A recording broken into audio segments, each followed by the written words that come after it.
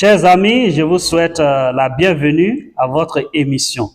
Que la paix du Seigneur vous soit donnée en abondance au nom de Jésus-Christ, notre Seigneur et notre Sauveur.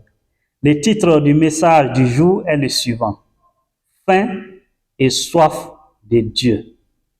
Le verset qui soutient le message se trouve dans Psaume 42, verset 3, qui dit ceci: Mon âme a soif de Dieu, du Dieu vivant.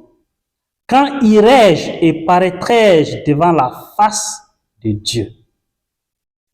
Si tout le monde pouvait éprouver un tel sentiment, le monde serait meilleur. Malheureusement, tout le monde ne peut pas l'éprouver, car seul le Saint-Esprit le produit dans la vie de ceux qui se laissent conduire par lui.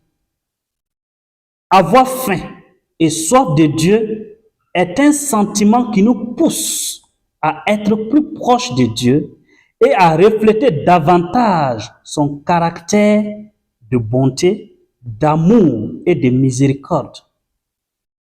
Peu de personnes ont vraiment faim et soif de Dieu. As-tu faim et soif de Dieu?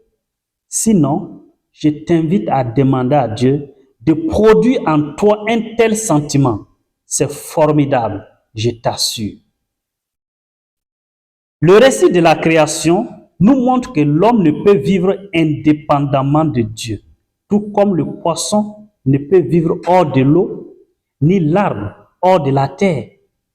Chaque chose a été créée dans une atmosphère précise et ne peut vivre hors de celle-ci. L'atmosphère de la création de l'homme, c'est la terre et la présence réelle et physique de Dieu. Ainsi donc, la terre est son milieu de vie et Dieu la source de sa vie. Par conséquent, l'homme ne peut pas vivre loin de Dieu et s'épanouir, tout comme le poisson ne peut vivre loin de l'eau.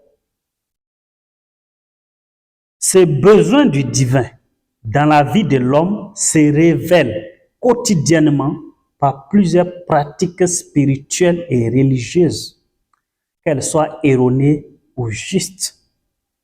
La Bible en parle également en utilisant plusieurs expressions telles que « mon âme a soif de Dieu »,« mon corps soupire après toi ». Nous allons découvrir ces expressions dans deux versets. Le premier verset se trouve dans Psaume 42, verset 3. Lisons la parole du Seigneur. « Mon âme a soif de Dieu, du Dieu vivant.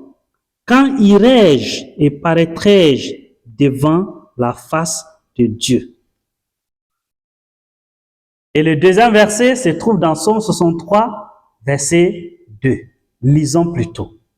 « Ô Dieu, tu es mon Dieu, je te cherche, mon âme a soif de toi, mon corps soupire après toi, dans une terre aride, desséchée, sans eau. » Chers amis, ces deux versets révèlent à quel point l'humanité a besoin de Dieu. Le péché a créé un abîme entre l'homme et Dieu, un abysse que seul un être divin peut combler. C'est la mission que Jésus-Christ est venu accomplir sur la terre. Nous réconcilier avec Dieu et nous reconnecter véritablement à la source de la vie. Aucune pratique religieuse, aucun acte spirituel, aussi gigantesque fut-il, ne peut combler ses besoins. Seul Jésus-Christ pouvait accomplir une telle mission et il l'a fait en notre faveur. Que toute la gloire lui revienne, car il en est véritablement digne.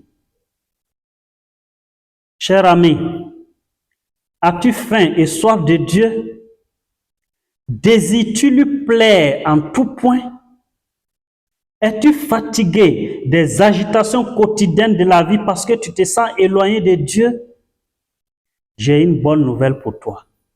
Et cette bonne nouvelle est une invitation divine au repos. Elle se trouve dans Matthieu 11, verset 28. Découvrons-la.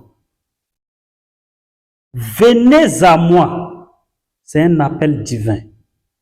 Venez à moi, vous tous qui êtes fatigués et chargés, et je vous donnerai du repos. Je t'invite à saisir cette main divine tendue vers toi, car Dieu désire te donner du repos et une vie en abondance, selon qu'il est écrit dans Jean 10, verset 10. Je suis venu, c'est Jésus qui parle, je suis venu afin que les brebis aient la vie et qu'elle soit dans l'abondance. Ma prière pour toi, c'est que tu aies la vie et que tu l'aies en abondance au nom de Jésus. Amen.